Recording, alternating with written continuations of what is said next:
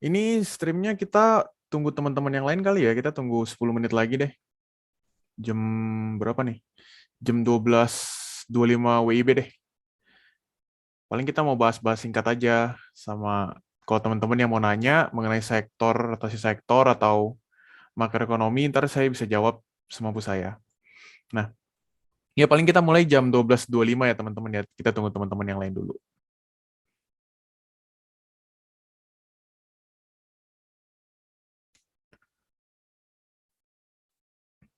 Gimana teman-teman Porto hari ini?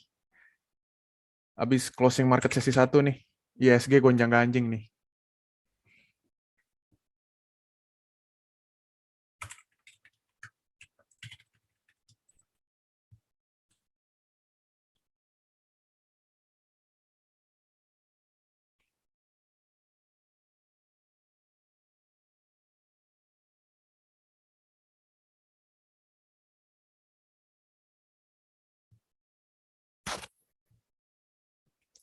ISG masih aman ya. Porto masih aman semua ya teman-teman ya.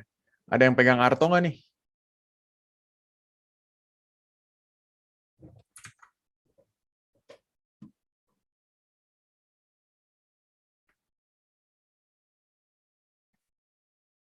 Paling saya ke materi dikit dulu ya. Kita bahas-bahas materi dikit. Soalnya kalau live nggak ada materi nggak asik.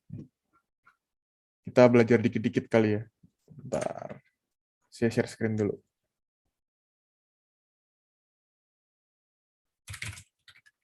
Bentar ya.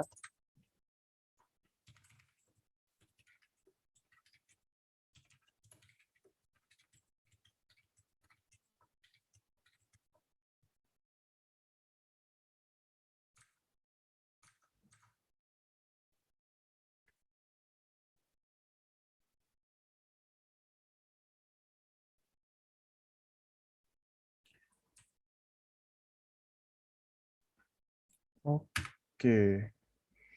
Harusnya sih udah kelihatan ya teman-teman ya. Coba kita lihat. Udah kelihatan belum? Nah, jadi di sini saya bakal bahas nih saham berpotensi di kuartal 1 2022. Eh, Ntar saya bakal kasih dua saham yang menurut saya menarik ya di tahun 2022. Tapi nanti mungkin di akhir live. Nah, ini pertama kita mesti paham dulu nih teman-teman sektor rotasi atau rotasi sektor lah.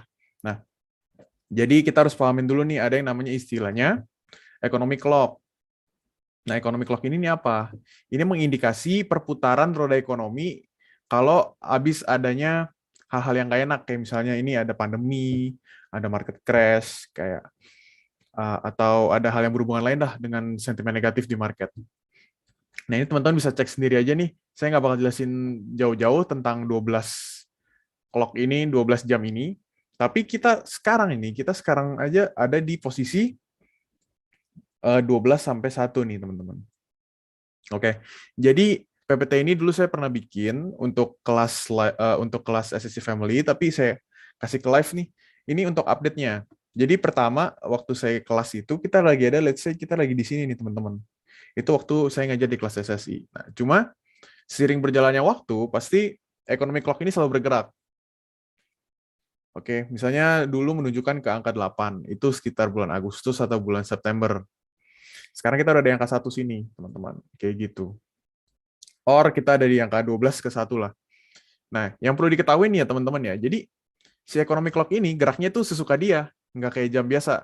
Kalau jam biasa teman-teman dari jam 1 ke jam 2 itu 60 menit misalnya ya. Dari jam 1 ke jam 2 ke jam 3 itu 60 menit juga. Nah, di economic clock sendiri ini itu nggak selamanya seperti itu teman-teman. Jadi bisa aja dari jam 1 ke jam 2 itu bentar ya, mana nih? Nah, bisa aja dari jam 1 ke jam 2 itu terjadi dalam waktu 2 bulan. Oke, misalnya dari jam 1 ke jam 2. Dari jam 3 ke jam 4 itu bisa aja dalam waktu hanya 1 bulan, kayak gitu.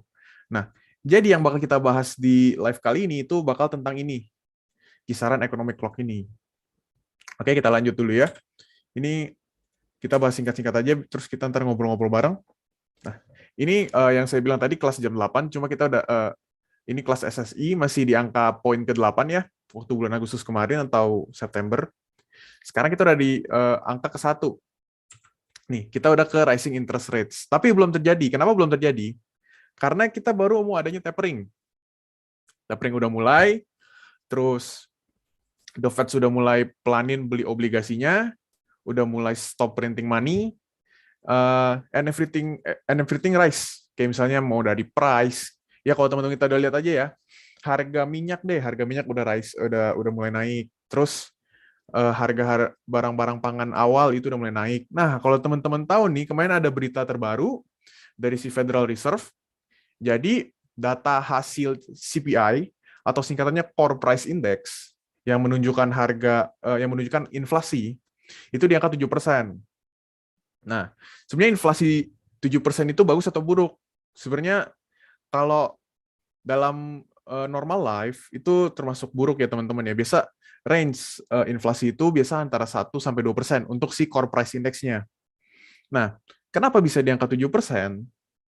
Jadi gini, sebelum pandemi nih, kita hidup normal. Setelah pandemi, lagi in pandemi, kita mulai kehilangan, let's say kita mulai WFH, atau enggak kita ganti kerja yang tidak menggunakan mode transportasi darat ya. Nah, sekarang setelah udah kelar sesi WFH-nya, dan udah mulai ke normal life, orang-orang butuh kerja dong. Sedangkan mode transportasi di daratnya nih teman-teman nih, mobil-mobilnya ini sekarang udah limited. Kenapa bisa limited? Karena produksinya yang semakin menurun, karena manufakturnya sempat stop karena lagi COVID kemarin gitu ya. Nah, jadi mereka itu mau nggak mau harus beli mobil bekas, which is yang emang terbatas, limited juga. Nah, jadi harga mobil bekas itu mendorong naiknya inflasi. Harga mobil bekas itu kalau nggak salah 35% yang mendorong tingkat inflasi naik ke 7% kayak gitu. Tapi secara analis dan ekonomis market, mereka udah targetin range ekspektasi inflasi itu di angka 6,8 hingga 7%. Jadi masih di hasil kalkulasi ekonomi ya, masih di angka 7%, masih normal. Seperti itu. Nah, kapan kita mulai ke angka jam 1, kemungkinan kita bisa lihat nih kemungkinan ada di antara Maret atau nggak April, atau bisa lebih cepat lagi. Karena inflasi udah naik, harus direm. Karena kalau inflasi kegedean, barang-barang jadi mahal. Oke, barang-barang jadi mahal, terus bakal ada instability di ekonomi dunia kayak gitu. Kalau misalnya si inflasinya nih nggak terkontrol. Terus bukan paling gampang deh ya, cara paling jitu untuk memperlambat inflasi adalah menaikkan suku bunga acuan. Oke, jadi kalau misalnya suku bunga acuan dinaikkan sama the Federal Reserve, itu berarti orang bakal minjem lebih sedikit. Orang bakal lebih prefer untuk saving instead of spending. Jadi, let's say gini, saya ini punya 100 juta. Oke. Terus kalau misalnya barang-barang udah mulai naik nih harganya nih teman-teman, barang-barang udah mulai naik nih. Misalnya dulu beli mobil 50 juta, mobil bekas nih ya. Terus setelah inflasi di tahun ini, harga mobil jadi 60 juta. Sedangkan kalau di deposito, dulu bunganya cuma 2% atau 3%. Sekarang suku bunga acuannya dinaikkan, jadi misalnya 4%. Daripada saya beli mobil yang udah harganya jauh lebih mahal, mending saya taruh di deposito. Oke, jadi saya lebih prefer saving instead of spending.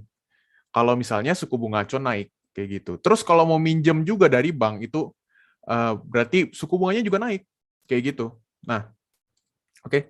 Terus apa yang terjadi kalau misalnya kalau semua orang kayak saya, kita semua saving instead of spending.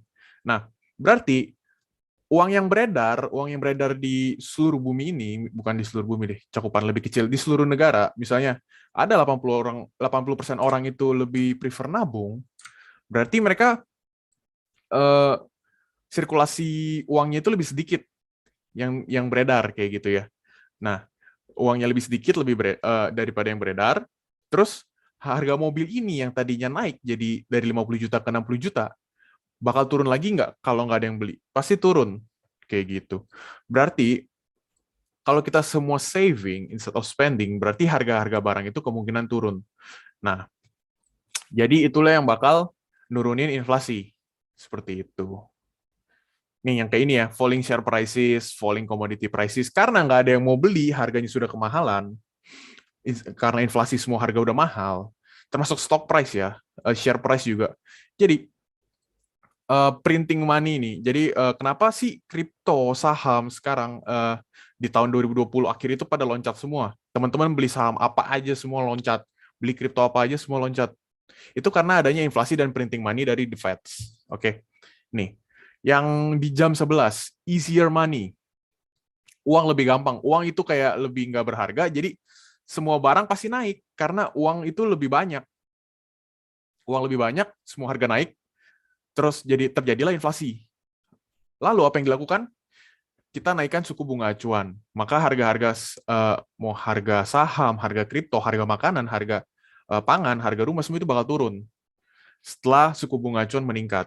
Itu yang bakal diincar sama The Fed. Makanya di tahun ini kita bakal ngelihat banyak saham yang kemungkinan bakal cenderung koreksi dulu ya. Cenderung koreksi dulu, dan juga volume transaksi di HSG yang semakin menurun 2-3 bulan ke depan, atau bisa aja sampai 5 bulan, 6 bulan ke depan. Oke, karena adanya suku bunga acuan ini, teman-teman. Mereka nggak mau spend, makanya mereka saving. Kalau teman-teman lihat, sekarang yield obligasi udah mulai naik lagi nih, teman-teman. Sama seperti juga kayak si deposito. Nah, kayak gitu. Nah, jadi itu gambaran singkatnya ya, teman-teman ya. Kenapa si saham ini nih sekarang lagi gonjang-ganjing nih. Makanya kita harus perhatiin ke sektor-sektor yang emang bagus in general kayak gitu. Oke. Nah, ini untuk ini nggak terlalu penting indeks-indeksnya. Oke, udah. Itu yang mau saya jelasin aja. Nggak mau terlalu banyak karena ini kan live ya. Jadi kita bakal stop share. Kita bakal ngobrol-ngobrol aja nih. Kalau teman-teman ada yang mau nanya ya.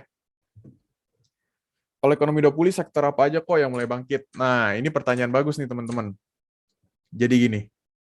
Bentar, mana Zoom saya? Nah, jadi gini.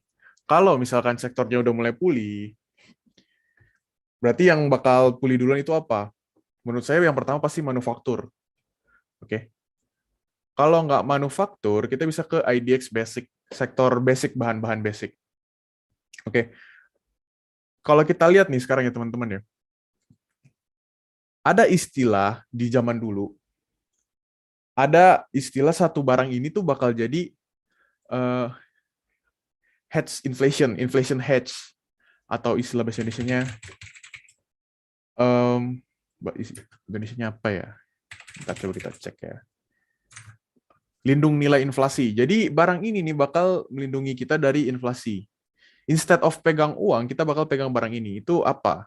Nah, ada orang yang bilang, oh, itu emas.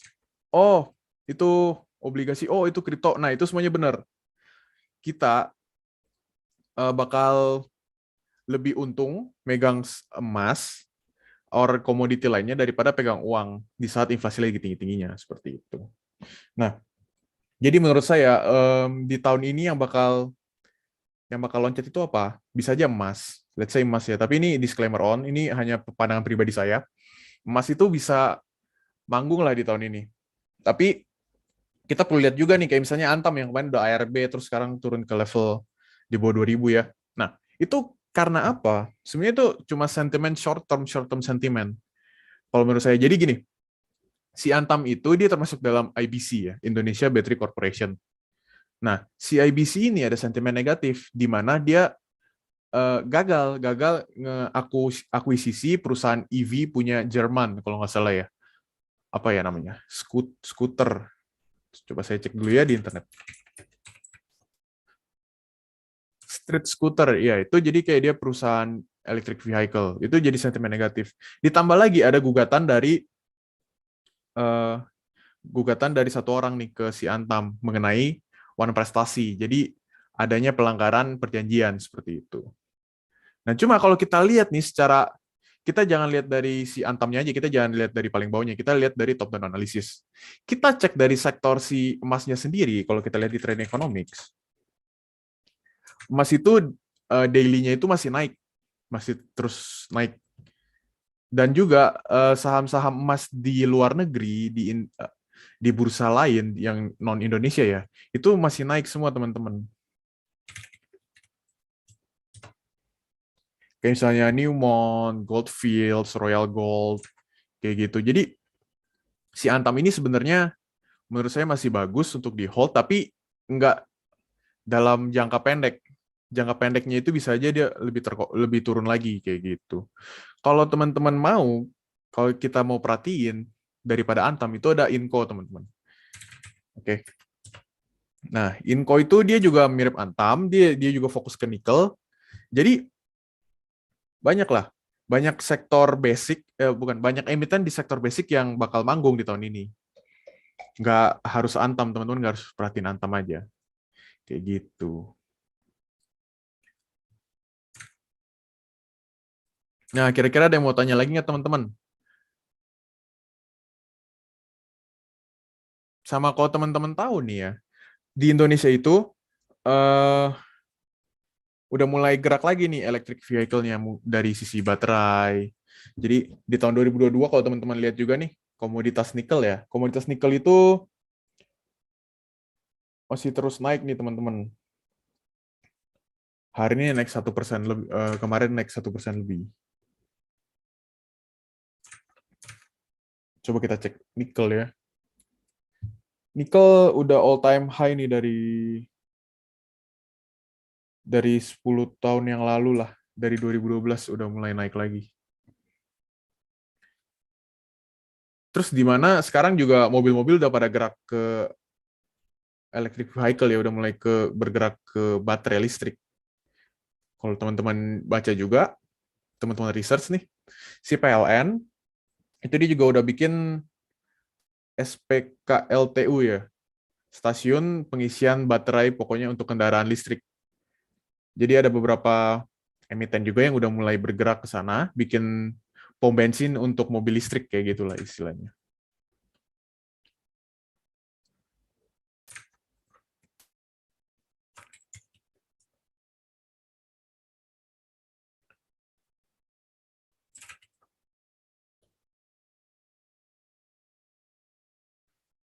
Untuk NICL ya, untuk NICL sendiri saya nggak bahas dari sisi teknikal ya teman-teman ya. Kita di sini bakal bahas dari sisi fundamentalnya aja. Nah, untuk si NICL sendiri, kalau kita lihat nih,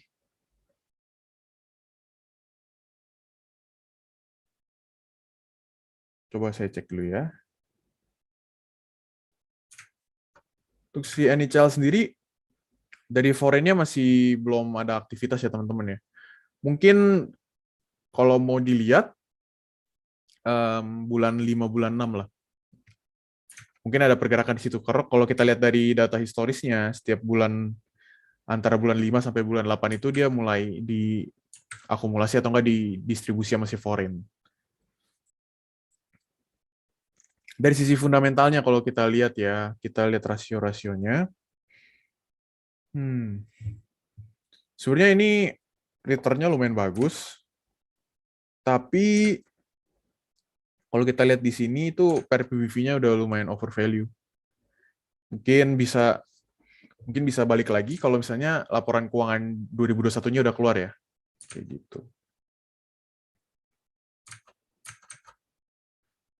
Kalau teman-teman mau nih, boleh lihat Inco deh. Inco itu lumayan bagus. Inco, tapi ini disclaimer on ya, ini opini pribadi. Terus sama ada satu saham lagi di sektor listrik teman-teman, namanya PWR. Nah, jadi saya ada baca berita yang lumayan menarik nih teman-teman kemarin. Ini coba saya kasih link beritanya ya.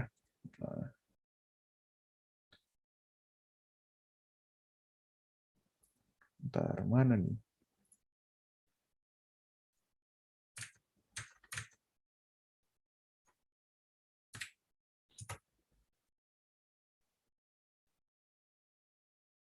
Nah, itu saya udah kirimin. Nah, itu jadi intinya si PLN ini mau bakal kita bahas-bahas breadcrumbs ya, atau kita bahas eh, hint-hint kecil nih. Jadi si PLN ini bakal bikin subholding. Subholding. Jadi si PLN ini kan sekarang ada namanya PLN Batubara yang bermasalah. Belakangan ini lagi bermasalah. Nah, jadi dia mau ditutup, mau dibubarin sama Luhut Panjaitan. Oke. Nah, terus next step-nya gimana? Next step-nya itu mereka bakal bikin subholding baru yang isinya itu perusahaan-perusahaan non BUMN harusnya. Jadi mereka bakal fokus ke pembangkit listrik tenaga batu bara, terus ada geothermal sama air. Nah, terus saya cari nih di sini lumayan ada yang menarik nih teman-teman. Jadi kalau teman-teman tahu saham PWR itu dia juga di bidang listrik ya teman-teman. Dia udah kerja sama PLN lebih dari 10 tahun. Kemungkinan ada berita ini itu bakal ngegerakin harga PWR secara opini saya, kayak gitu. Oke. Nah, jadi mungkin di tahun ini teman-teman boleh perhatiin nih saham Inco sama PWR.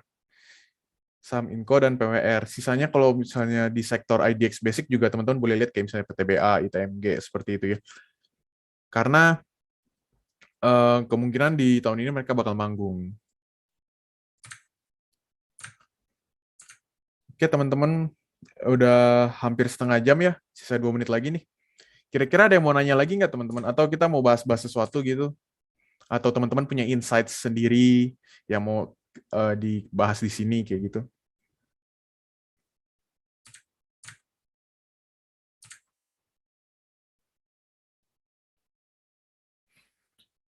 Oh ya, teman-teman kalau misalnya mau ngecek juga aktivitas ekonomi di Indonesia itu bagus atau enggak, lagi bagus atau enggak, ada beberapa indeks yang teman-teman bisa cek nih. Yang pertama itu namanya Consumer Confidence Index. Nah, jadi teman-teman bisa cek di internet, Consumer Confidence Index itu dia indeks yang ngasih tahu nih seberapa percayanya si consumer, seberapa banyaknya spending si consumer ini di range waktu tertentu. Nah, dari situ kita bisa ngedetermine kalau misalnya eh, kondisi ekonomi di Indonesia saat ini tuh lagi kayak gimana. Kalau misalnya consumer confidence index-nya itu rendah, berarti sektor consumer itu lagi kurang bagus.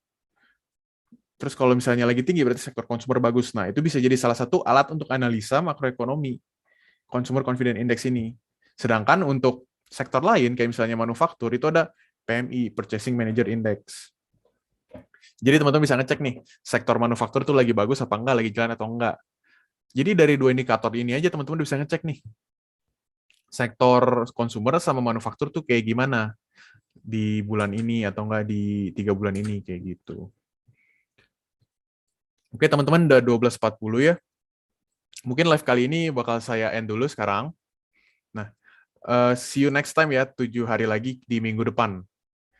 Bakal dibawain sama Bro Richard. Oke, thank you teman-teman semua.